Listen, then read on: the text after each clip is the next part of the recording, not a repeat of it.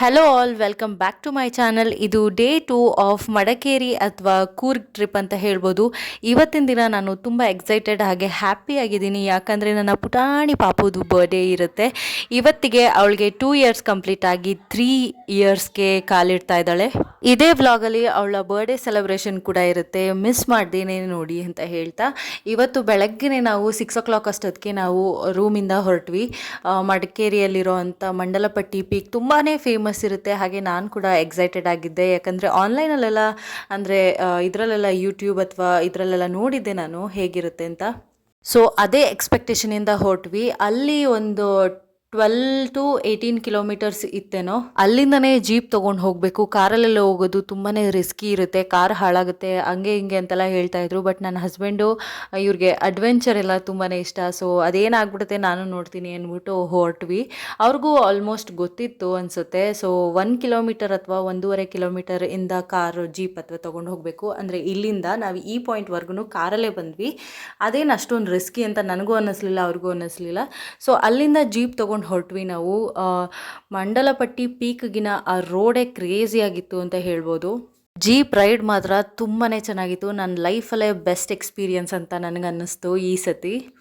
ನಾವು 6 o'clock ಬಿಟ್ರೂ ನಾವು ಅಲ್ಲಿ ಹೋಗಿ ರೀಚ್ ಆಗೋ ಅಷ್ಟೊತ್ತಿಗೆ 7:30 ಆಗೋಗಿತ್ತು. ಆದ್ರೂ ಫಾಗ್ ನೋಡಿ ಯಾವ ಥರ ಇದೆ. ಒಂದು ಕಡೆ ಫಾಗ್ ಬರ್ತಾ ಇದ್ರೆ ಇನ್ನೊಂದು ಕಡೆಯಿಂದ ಬಿಸಿಲು ಕಣ್ಗೆ ಹೊಡಿತಾ ಇತ್ತು. ಈ ಪ್ಲೇಸ್ ಮಾತ್ರ ತುಂಬಾ ಚೆನ್ನಾಗಿತ್ತು. ನನಗಂತೂ ಮೈಂಡ್ ರಿಫ್ರೆಶ್ ಆಯಿತು ಅಂತ ಹೇಳ್ಬೋದು. ಫಾಗ್ ಆದರೆ ಒಂದು ಕಡೆ ಸಿಕ್ಕಾಪಟ್ಟೆ ಗಾಳಿ, ಅಲ್ಲಿ ನಾವು ಒಂದು ಕಡೆ ನಿಂತ್ಕೊಂಡ್ರೆ ತೂರ್ಕೊಂಡು ಹೋಗೋ ಥರ ಗಾಳಿ ಇತ್ತು. ಸೊ ಬೆಟ್ಟ ಗುಡ್ಡಗಳನ್ನ ನೋಡ್ತಾ ಇದ್ರೆ ಏನೋ ಒಂಥರ ಮೈಂಡ್ ರಿಫ್ರೆಶ್ ಆಗುತ್ತೆ. ನೇಚರ್ನ ತುಂಬ ಇಷ್ಟಪಡೋರಿಗೆ this is a best place ಅಂತ ಅನ್ನಿಸ್ತು ನನಗೆ. ನನಗಿಂತ ಮುಂಚೆನೇ ನನ್ನ ಹಸ್ಬೆಂಡು ಮತ್ತು ಪಾಪು ಹೋಗ್ಬಿಟ್ಟು ಅಲ್ಲಿ ಕೂತ್ಕೊಂಡು ವೆಯ್ಟ್ ಮಾಡ್ತಾಯಿದ್ರು. ಸೊ ನಾನು ಇಲ್ಲೆಲ್ಲ ವೀಡಿಯೋಸ್ ತಗೋತಾ ಇದ್ನಲ್ಲ, ಸೊ ಅವ್ರು ಮುಂಚೆನೇ ಹೋಗಿ ಅಲ್ಲಿ ಕೂತ್ಕೊಂಡಿದ್ರು.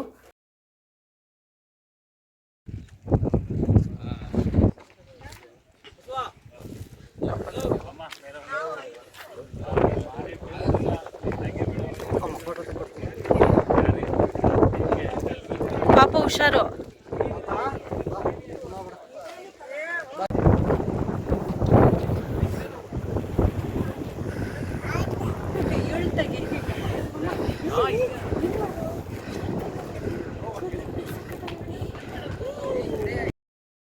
ಒಂದೇ ಒಂದು ಸೆಲ್ಫಿ ತೊಗೊಳ್ಳೋಣ ಅಂತ ಟ್ರೈ ಮಾಡ್ತಾ ಇದ್ವಿ. ಹಾಗೆ ಒಂದು ಫ್ಯಾಮಿಲಿ ಸೆಲ್ಫಿ ತೊಗೊಳ್ಳೋಣ ಅಂತ ಅನ್ಕೋತಾ ಇದ್ವಿ. ಬಟ್ ಅದು ಬರಲೇ ಇಲ್ಲ. ಸಿಕ್ಕಾಪಟ್ಟೆ ಗಾಳಿಯಲ್ಲಿ ಕಣ್ಣು ಬಿಡೋಕ್ಕಾಗ್ತಾ ಇರಲಿಲ್ಲ.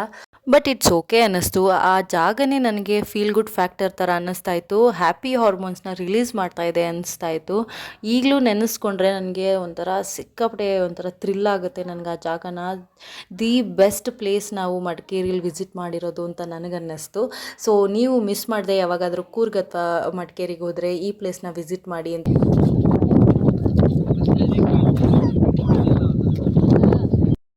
ಅಲ್ಲಿಂದ ನಾವು ಬೇಗನೆ ಜೀಪ್ ನಿಲ್ಲಿಸಿರೋವಂಥ ಜಾಗಕ್ಕೆ ಬಂದ್ವಿ. ಯಾಕಂದರೆ ತುಂಬ ಗಾಳಿ ಅಲ್ಲ. ಸೊ ಪಾಪಗೇನಾದರೂ ಸ್ವಲ್ಪ ಹುಷಾರು ತಪ್ಪುತ್ತೆ ಅಂತ ಒಂದು ಹೆದರಿಕೆಯಲ್ಲಿ ಎಷ್ಟು ಎಂಜಾಯ್ ಮಾಡಬೇಕೋ ಅಷ್ಟು ಎಂಜಾಯ್ ಮಾಡಿಕೊಂಡು ಬೇಗ ಬಂದ್ಬಿಟ್ವಿ. ಬಟ್ ನಮ್ಮ ಕಂಪ್ಯಾನಿಯನ್ಸ್ ಇರ್ತಾರಲ್ಲ ಜೀಪ್ಗೆ ಬರೋರು, ಅವರು ಬರೋದು ತುಂಬಾ ಲೇಟ್ ಆಯಿತು. ಸೊ ಆ ಟೈಮ್ ಗ್ಯಾಪಲ್ಲಿ ಪಾಪು ಕೆಳಗಡೆನೇ ಹಸುಗಳೆಲ್ಲ ಇತ್ತು, ಅದರಲ್ಲಿ ಆಟ ಆಡ್ತಾ ಇದ್ಲು ಅದ್ರ ಜೊತೆಗೆ.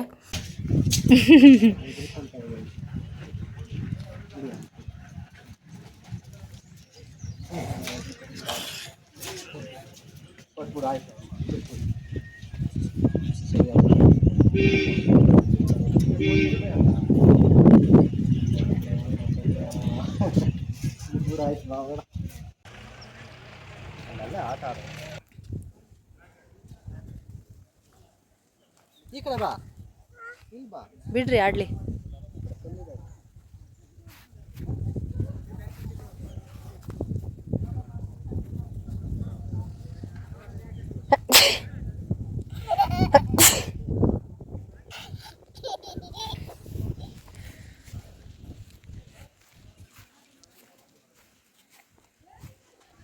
ಅಲ್ಲಿ ಚೇರ್ ಮೇಲೆ ಕೂತ್ಕೋತೀಯಾ? ಅಲ್ಲಿ ಚೇರ್ ಮೇಲೆ ಕೂತ್ಕೋತೀಯ, ಫೋಟೋ ತೆಗಿತೀನಿ. ಹಾಂ, ಅಲ್ಲಿಂದ ನಾವು ಹೊರಟಿದ್ದು ಕೋಟೆ ಅಬ್ಬೆ ಫಾಲ್ಸ್ ಅಂತ ಇದೆ. ಅಲ್ಲಿಂದ ಆಲ್ಮೋಸ್ಟ್ ಒಂದು 5 to 6 ಕಿಲೋಮೀಟರ್ಸ್ ಇತ್ತು ಅಷ್ಟೇ. ತುಂಬಾ ಪ್ರಶಾಂತವಾಗಿತ್ತು, ನೋಡಲಿಕ್ಕೂ ಕೂಡ ತುಂಬ ಚೆನ್ನಾಗಿತ್ತು. ಈಗ ಶೂಟಿಂಗ್ ಅಂದರೆ ಫಿಲ್ಮ್ಗಳಲ್ಲೆಲ್ಲ ತೋರಿಸ್ತಾರಲ್ಲ ಆ ರೀತಿಯೇ ಇತ್ತು. ಸಿಕ್ಕಾಪಟ್ಟೆ ಗ್ರೀನ್ರಿ, ಹಾಗೆ ನೀವು ಫಾಲ್ಸ್ ನೋಡ್ಬೋದು ಎಷ್ಟು ಸಖತ್ತಾಗಿದೆ ಅಂತ. ನನಗಂತೂ ತುಂಬಾ ಇಷ್ಟ ಆಯಿತು. ಮಂಡಲಪಟ್ಟಿ ಪೀಕ್ ಆದಮೇಲೆ ನನಗೆ ಇದೇ ತುಂಬ ಇಷ್ಟ ಆಗಿರೋಂಥ ಪ್ಲೇಸ್ ಕೂರ್ಗಲ್ಲಿ. ಅವಳು ವಿಡಿಯೋ ಮಾಡ್ಕೋಬೇಕಂತೆ.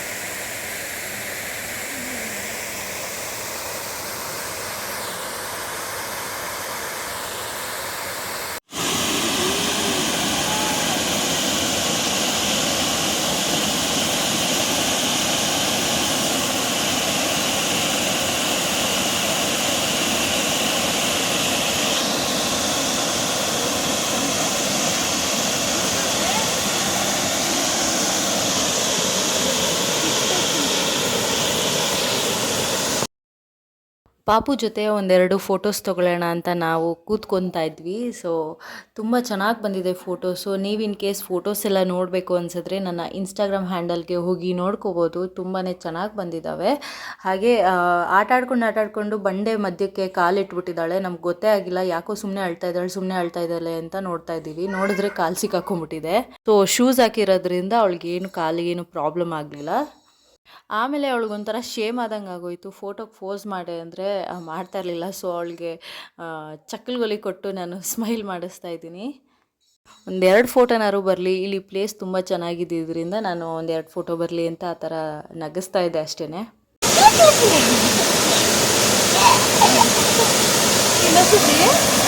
ಗೊತ್ತಾಯ್ತಾ ಫೋಟೋ ಚೆನ್ನಾಗಿ ನೋಡ್ಪಪ್ಪ.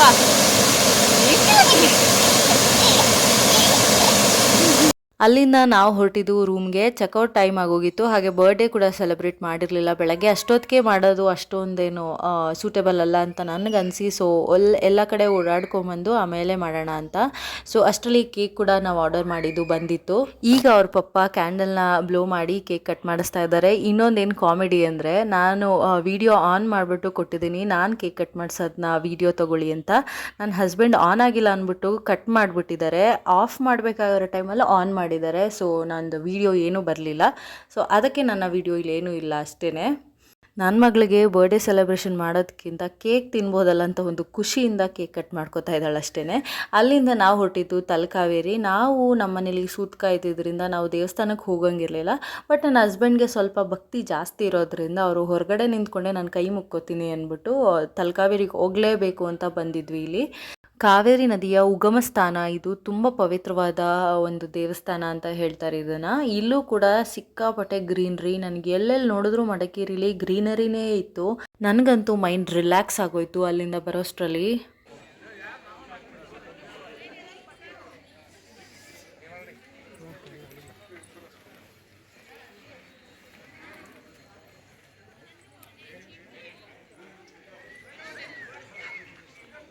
ಈ ಜಾಗದಲ್ಲಿ ಕಾವೇರಿ ನದಿ ಒಂದು ವರ್ಷದಲ್ಲಿ ಒಂದು ಸತಿ ಒಂದು ನಕ್ಷತ್ರದ ದಿನ ಇಲ್ಲಿ ಉಕ್ಕುತ್ತೆ ಅಂತ ಹೇಳ್ತಾರೆ. ಬಟ್ ನನಗದು ಕಂಪ್ಲೀಟ್ ಇನ್ಫಾರ್ಮೇಷನ್ ಇಲ್ಲ.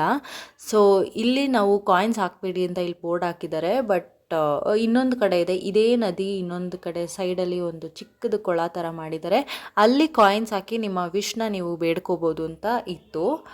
ಬಟ್ ನನಗೆ ಅದ್ರ ಮೇಲೆ ನಂಬಿಕೆ ಏನಿರಲಿಲ್ಲ. ಸೊ ನಾನು ಏನು ಕಾಯಿನ್ಗಿನೇನೂ ಹಾಕಲಿಲ್ಲ. ಸುಮ್ಮನೆ ಹೊರಗಡೆಯಿಂದ ನಿಂತ್ಕೊಂಡು ಕೈ ಮುಕ್ಕೊಂಡು ಬಂದ್ವಿ ಅಷ್ಟೇ. ಇಲ್ಲಿ ಇಷ್ಟೊಂದು ರಶ್ ಇದ್ದರೂ ಕೂಡ ತುಂಬಾ ಕ್ಲೀನಾಗಿ ಹೈಜೀನ್ ಮೇಂಟೈನ್ ಮಾಡಿದರು, ನೀಟಾಗಿತ್ತು. ನನಗಂತೂ ಈ ದೇವಸ್ಥಾನ ತುಂಬ ಇಷ್ಟ ಆಯಿತು ಅಂತ ಹೇಳ್ಬೋದು.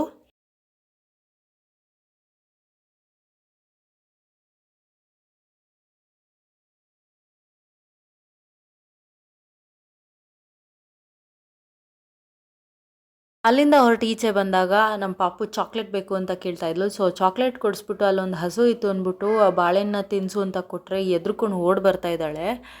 ಸರಿ ಹೋಗ್ಲಿ ಬಿಡು ಅಂದ್ಬಿಟ್ಟು ನಾವೀಗ ಹಾರಂಗಿ ಡ್ಯಾಮ್ ಹತ್ರ ಇರೋವಂಥದ್ದೊಂದು ಎಲಿಫೆಂಟ್ ಕ್ಯಾಂಪ್ಗೆ ಬಂದಿದ್ವಿ. ಅಲ್ಲೂ ಮಕ್ಳುಗಳು ಲೈಕ್ ಸ್ಕೂಲ್ ಕ್ಯಾಂಪ್ಗಳು ಎಲ್ಲ ತುಂಬಾ ಬಂದಿತ್ತು. ಯಾವುದೋ 2 ಆನೆಗೆ ಮದ ಬಂದ್ಬಿಟ್ಟಿತ್ತು ಅಂದ್ಬಿಟ್ಟು ಅದನ್ನು ಸೈಡಲ್ಲಿ ತುಂಬ ದೂರದಲ್ಲಿ ಕಟ್ಟಾಕಿದ್ರು. ಇನ್ನು ಮಿಕ್ಕಿದ್ದವೆಲ್ಲದಕ್ಕೂ ನಮಗೆ ಫೀಡಿಂಗ್ ಮಾಡೋದಕ್ಕೆ ಲೈಕ್ ಟಚ್ ಮಾಡೋದಕ್ಕೆ ಕೊಡ್ತಾಯಿದ್ರು.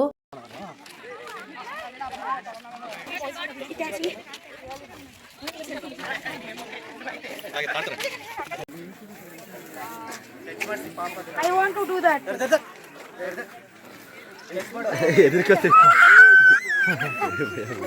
ತಗೋಮ್ಮ ಕೊಡು ಇನ್ನೊಂದು.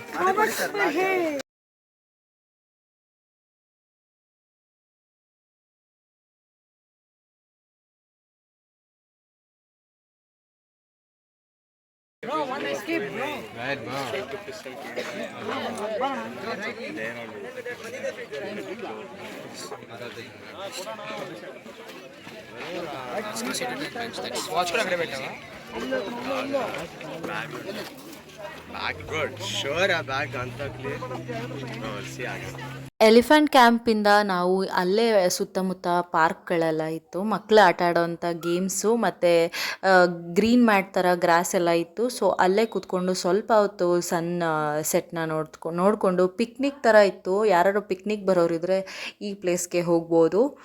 ಈ ಎಲಿಫೆಂಟ್ ಕ್ಯಾಂಪ್ಗೂ ಮುಂಚೆ ನಾವು ಭಾಗಮಂಡಲ ಮತ್ತು ತ್ರಿವೇಣಿ ಸಂಗಮ ಕೂಡ ಹೋಗಿದ್ವಿ, ಬಟ್ ಅದನ್ನು ಕ್ಯಾಪ್ಚರ್ ಮಾಡೋದನ್ನ ಮಿಸ್ ಮಾಡ್ಕೊಬಿಟ್ಟೆ.